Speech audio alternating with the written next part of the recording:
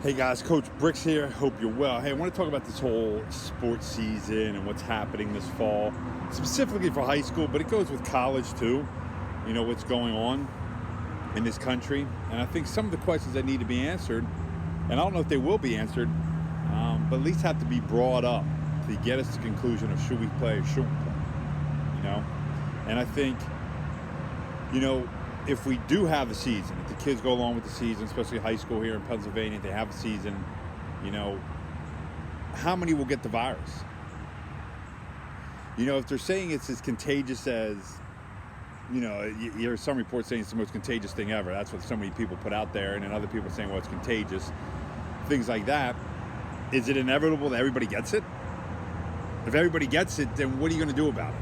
Do you know what I mean? I guess that's where the whole thing comes from. Then if somebody does get it, I think a question has to be answered. What do you do to that team and that kid? Does the whole team then have to sit out for 2 weeks? And if they played against somebody, do they have to? How are you going to manage that?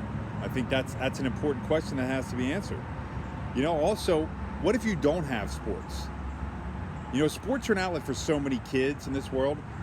And I understand that school is important, okay? But sports are a reason why a lot of kids do go to school. All right, whether we want to admit that or not, and whether we want to say they're students first and then athletes second, let's be honest with reality here, okay? And a lot of kids use sports to get away from dysfunction at home, whether it's the inner city or outside the city, you know, in suburbia. It doesn't really matter. Kids use that to get away, especially with all the crap that's going on in the world. Sports tends to be a way for, you know, people to actually say, hey, man, this is my outlet. Like, I'll never forget after 9/11, you know, there were 3 or 4 or 5 days or whatever took off, maybe even a week, where no sports were played, you know, at professional level. When that came back, it was a relief to so many people. Not that they wanted to forget what happened, but they just wanted to get away. They wanted to get away from the news. They wanted to get away from it. And I think that's what some kids are. They're being inundated, you know, and even for parents to go see their kids play. But for a lot of opportunities, it's not being allowed. It's unfortunate because, let's be honest, this 24-hour news cycle is out of control. The hysteria, the fear that they're putting in everybody, you know, from one side to the next, is definitely just horrible. But at least with sports, for many people, listen, it was an outlet that they could get away from, that they could actually, you know, just get a relief from for 2 hours. So I think, you know, what's going to happen there, I think that's a big question that has to be answered. And I think one of my big questions that I always ask is, if we don't have sports this fall, and everybody's saying, well, January 1st, who the hell is to say that's even going to happen? Is the virus going to leave on December 31st, so all of a sudden just disappear? I mean, maybe it will. I don't know. I'm not the virus. I'm not God. I'm not people who came up with this stuff. All right, I'm just a person who has to live with these rules. But I think that's a question that needs to be answered, because, and no administration will ever answer it, okay? No government official will ever answer, because they'll say, we don't know. They keep changing everything as they go along. But that should be one of the things that are there. Like, okay, so if we do stop this fall, because we're trying to prolong and hopefully we get a vaccine that everybody says isn't going to be effective, you know, as effective as everybody wants it to be. And I don't know how many people will take it, let's be honest. Even a fast-track vaccine is 4 to 6 years in the making. This is going to be 6 months. I don't know about you guys. I understand you're scared of a virus, but I don't know if I'm going to shove some crap in my body that I have no freaking clue what the hell's in it. You know, but that's on you. I mean, I thank God we live here, that we should have the right to choose one way or the other, not be forced. So if you want to take it all for you there, and I think you should go take it if that's what you want to do. But getting back to this, when is it ever going to happen? You know, when are they going to deem it safe? You know, if only so many people get the vaccine, how many other people are still going to be, you know, vulnerable to it? Is it going to be a year? Is it going to be 2 years? Could it be 20, 25, and finally we get back to sports? I mean, let's be honest. When's it go back? These are questions I think that need to be answered, and need to be answered in an honest and truthful way. Not just garbage BS to side with one side or the other. I'm sick and tired of the two sides that all they do is fight. Okay? I'm sick and tired of being always told what to do and how to think and how to do everything. I don't care about what they think. I really don't. Okay? But when it comes to the kids, I will side with the kids in a lot of instances. Not all instances, but in this instance, I really do believe that they should be able to play. If a kid gets sick, so be it. then you take the precautions. If a parent or somebody is scared that they don't want their kid to get sick, then don't play. You have a right not to play. Nobody's forcing your hand to play, okay? But don't diminish it for the rest of the people that do want to play.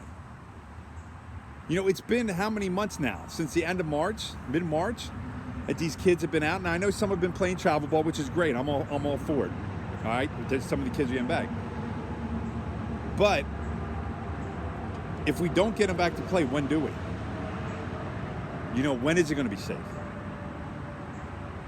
When are we going to feel like, hey, okay, we're going to get back to normal? And I'm not saying that this is new normal. I don't know what the hell that new normal is. I don't want to walk around with some crap over my face the rest of my life. Okay? So I'm about going back to the normal of society.